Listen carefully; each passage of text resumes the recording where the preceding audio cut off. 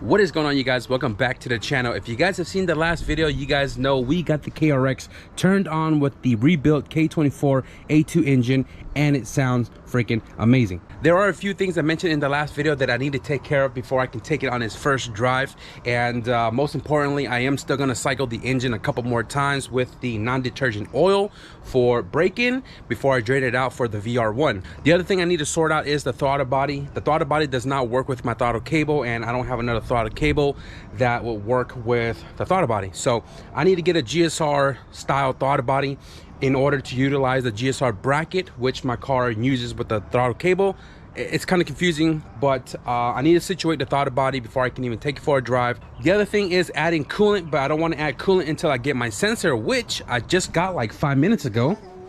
Got my sensors right here, and also I got an oil pressure gauge, because when you're going to like a road race track, road course, circuit racing, that is like one of the important gauges to have in your car to monitor oil pressure, as well as like coolant temp, which I already have in the car. I have 3 gauge holders in my pod. 2 is already being used. The third one was supposed to be boost, but we're not boosting the KRX, unfortunately. But I am going to get a 3rd gauge. I forgot what it was. I talked to Nomis yesterday about it, and definitely going to order that when the fund's right. Today is going to be a little venture. You guys going to have to stick around to the end of the video to see what we get into. But right now, before I take off, I want to do the coolant. But before the coolant, I got to do the sensor, and then we can fill that up. I also want to do the oil pressure sensor and gauge combo back there, so we can run that to the gauge pod. Got this off of Amazon, glow shift temp sensor replacement. Mine, I pretty much ripped off the white wire when I was installing my engine on accident, so I wanted to grab this to make sure my temp is reading correctly, rather trying to rely on my cluster.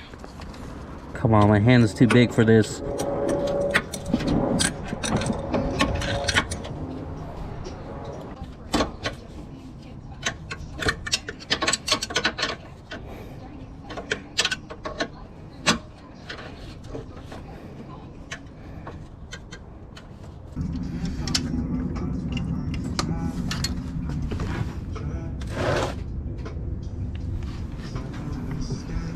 You can see that thing is like dinked up right there. I don't know how I did that, but I broke it. We have the sensor installed down low. Got the harness right here. And now, I mean, I can do the coolant right now, but right now I want to do the oil pressure sensor and gauge. Again, I am running glow shift, and all of my cars have glow shift. Glow shift, glow shift, glow shift. The wagon, no, the wagon don't have any gauges, but I ran glow shift on all of my cars. My cousin's cars, all the other dudes that you saw here in the channel has ran glow shift as well too. And I figured glow shift is a great gauge to have in the car, especially road racing, to ensure we have good oil pressure, and also because I'm running a junkyard oil pump, so I want to make sure that I have good oil pressure with that. So simple enough, let's just open this up, see what's inside, see what we need to do to get it installed, and install it. I have this on the gauge inside the car now, so I'm definitely going to keep this for, you know, bright days out, to ensure we can still see our digital gauge. We have a harness here that plugs to the sensor and to the gauge itself. A little bracket that holds the gauge into the pod. We have the harness for the power setup, ground setup signal, the sensor itself, and what is this? Oh, this is extra hardware for the mounting of the bracket. So I'm gonna go ahead and just look at the instruction manual real quick, and then figure out how to go about installing the sensor on the engine. I have the stock oil pressure sensor out of the K series. This is literally under the VTEC solenoid, and I have this little T-fitting which I bought to run the oil line, but we're not boosting anymore, so I have this to run the oil pressure sensor. Now I don't remember if this port and this is 2 different sizes. The front port right here fits the stock oil pressure sensor, and then the top one fits the oil pressure sensor for the gauge, and it screws on really smoothly. The threads for the oil pressure sensor for the gauge calls for a 1/8-27 NPT. VTEC solenoid, there's a little port right here. Where is it at? Right there. And that's where the oil pressure sensor goes into, and that's what we're going to thread the T into.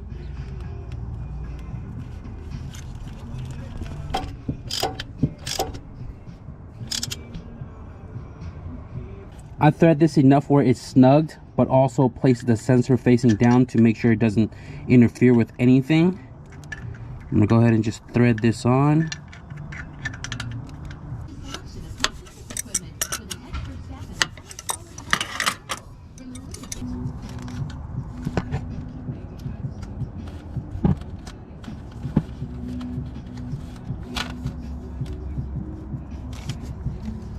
So I have the harness hooked up to the sensor, you can see it right here, and is zipped along the other bunch of harnesses that goes to the front of the engine, and it all goes to the same hole here. So all I got to do now is go inside the car, pull the pod out, install the gauge, and then hook up the harness from here and the sensor. I'm gonna bridge this into the other gauge so that way they all turn on at the same time and hold the same memory, so they have the same color every time I turn the key on. And simple enough, there's only 4 wires on here, and the yellow is 12 constant power source. Red is ignition switch to turn on when the key's on. Orange is 12V headlight switch source. So when you turn the key on, the light, what does it do? Dim? I think it dims, or it brighten. No, it brighten. I don't remember what it does, but I normally tie in the orange with the yellow, so that way it's the same brightness every time, so I don't have to tap into like my headlight switch and stuff. Black is vehicle ground. Simple enough, right? So I'm gonna go ahead and get everything inside the car and get this all hooked up. So I don't know if I noticed this before or not, but it is broken right here. That's interesting. That is very interesting. But big shout out to Lazy Man Garage because he sent this over. This thing came in clutch because I don't have a heater core in here anyways. So this kind of allows me to put the gauge in this location. But if I do run the T7 designed race heater, I don't know if I'm going to put the vent here or just point it at my leg just to have heater. But I am going to keep the gauges in this location, heater or not. So simple enough. It looks like, where's my harness going? Okay, so I don't know where my harness is going, but you can see here though, red, yellow, black, and orange. All I'm going to do is tap the harness into that so we can draw the same power. This is a 52 millimeter gauge, so it's like really snugged in this bezel, but I'm going to run the bracket in the back anyways.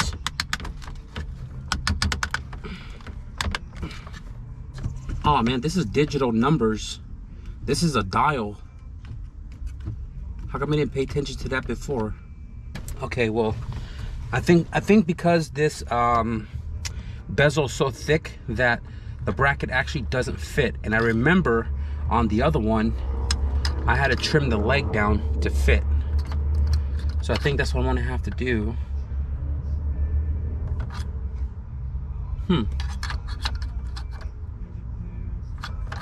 BRB.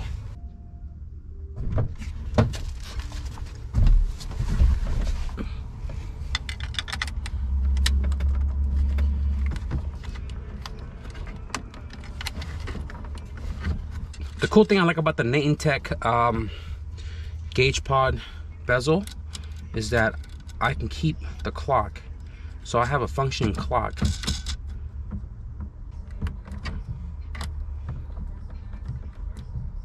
All right, I'm gonna go ahead and just wire this up real quick. Got everything hooked up. Should have tested it before I threw it back in. Oh, what is this, default blue? Okay. I don't know if fan's on though. All right. What's wrong with my temp gauge?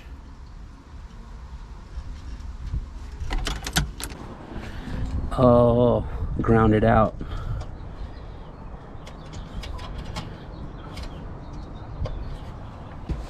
All right, a Temp 1000.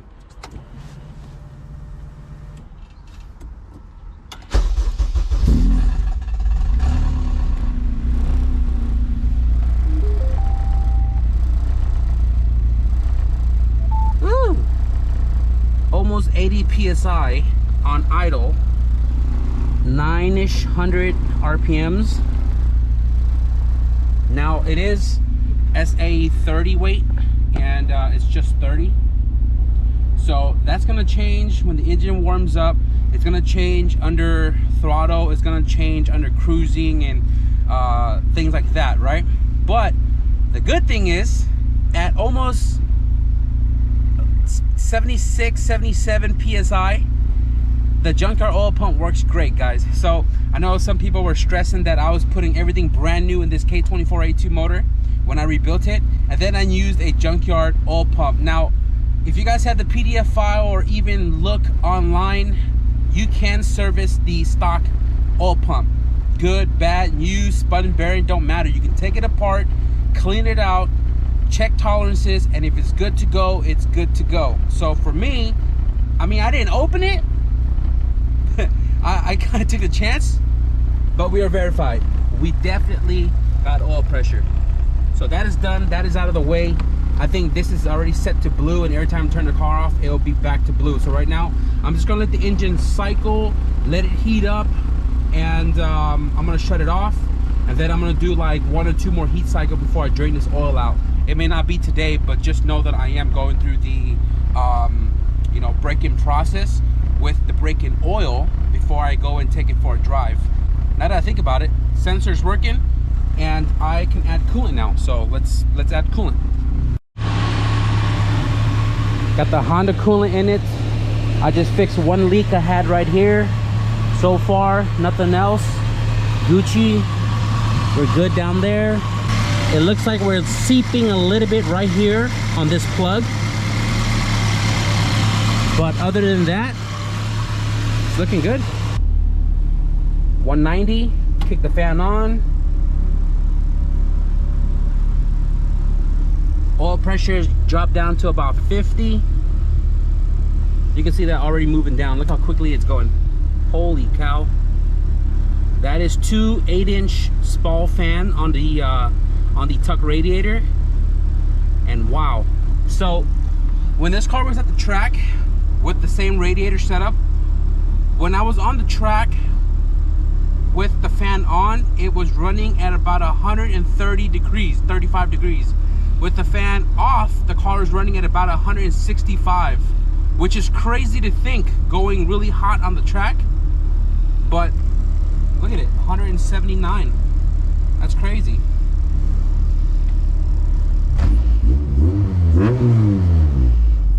Oh my God, I forgot how loud this thing is. Definitely got to switch out the exhaust for sure. But we have oil pressure, guys. That's what we wanted to get done right now. I was supposed to leave like 20 minutes ago, so right now I'm just gonna wrap up and hit the road. So a little delayed, cleaned up a little late. I found another leak that I was trying to fix, and I can't fix it until I drain the coolant completely, which sucks, but hopefully I can fix it second time around. But right now I'm about to head onto the freeway. I just pumped some gas. $48 for 7.7 gallons of 87. I can tell you guys one thing, my gas gauge works perfectly. I guess it was just the fuel sending unit.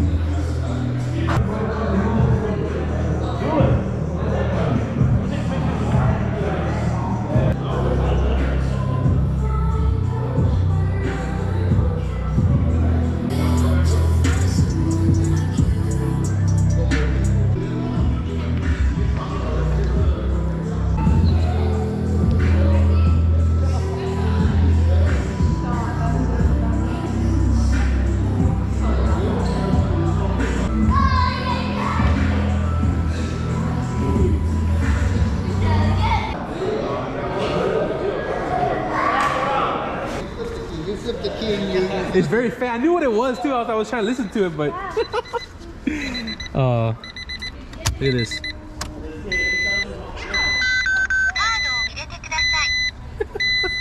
Apparently this is a Civic SI model and it comes with a ZC dual overhead cam. This thing is super clean, man. Super clean.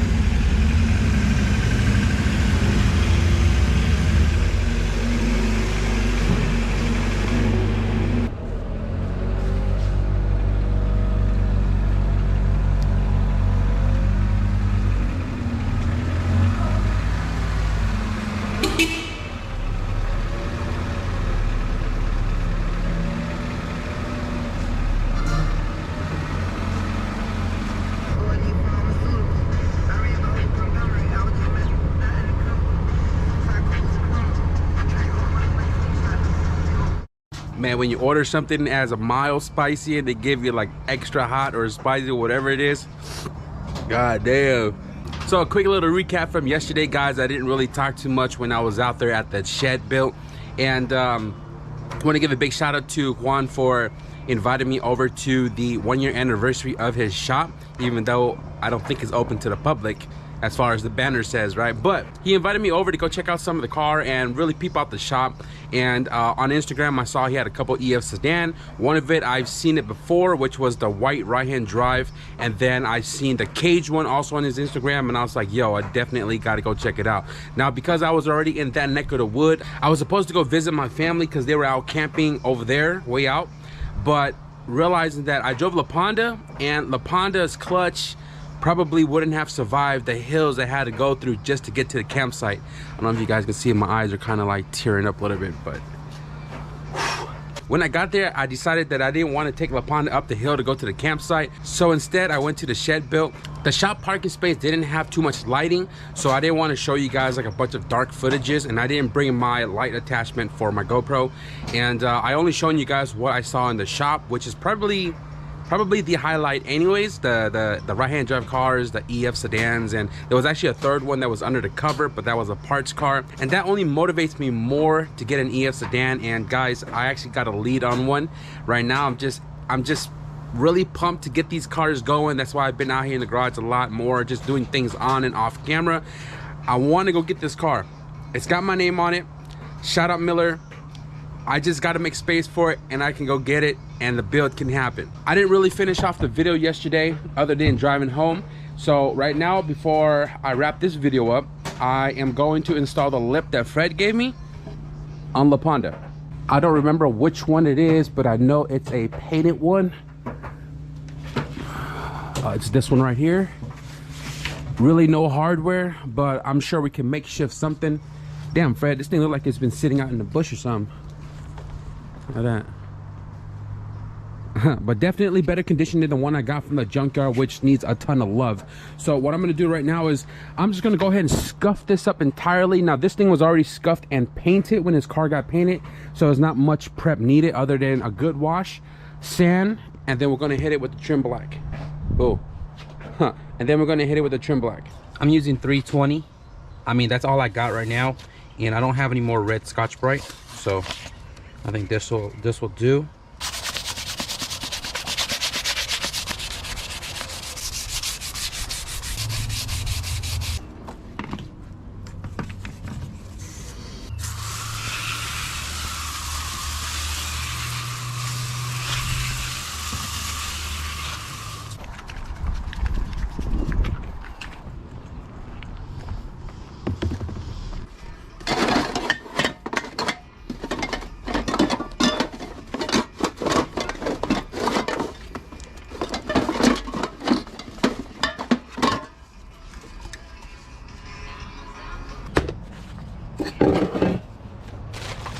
The hardware you need for the front lip is this right here. I don't know the name for it, but it's a clip that goes on the bumper that has a nut on the opposite end, and then you have to use a 10 mil with a spacer similar to this to secure the lip on the bumper. So it looks like I have a couple of that. I don't know how many I need though, but I'm just gonna gather whatever I have in this box. All right, well, on the lip, there's 11, and that's 11. It wasn't windy at all. It's every time I decide I want to spray some, the wind wants to pick up. Look at the flag. Look at the flag. It wasn't even, whatever. Light coats. Light coats.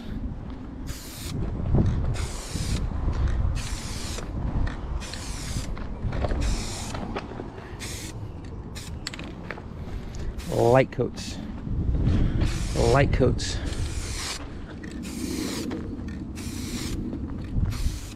Don't forget the edge.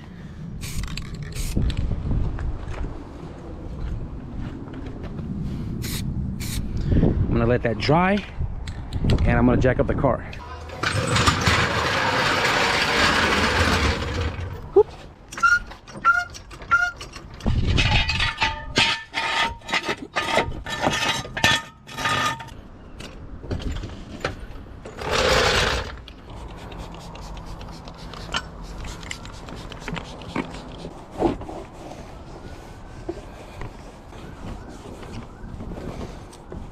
Light coats, light coats, light coats. I'm gonna go ahead and just get these clips on the bumper now. That is a really small exhaust, LaPonda. That's probably why you're so slow. Maybe I should put a turbo in it.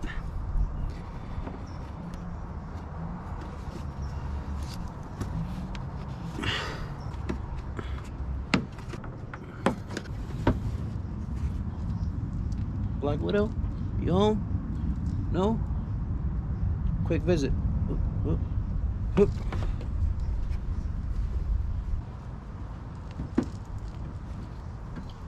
Light coats. Light coats.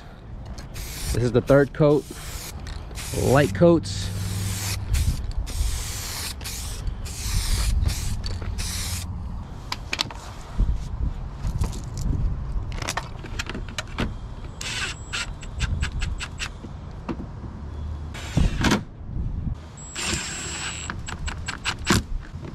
Oh wow, that fits so good. So good.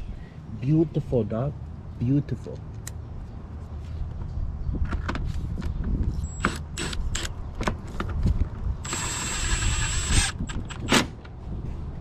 Beautiful, dog. Beautiful. Wow. Wow. Wow, this lip is so nice. Wow. Wow, I want to give a big shout out to Fred. Look at the fitment on this lip. Perfect. Look at this car. Yee. Definitely gonna need the same treatment. But LaPonda's looking fire. Fire. Not fire. Fire. Yes, sir. Guys, LaPonda's looking freaking awesome with the front lip.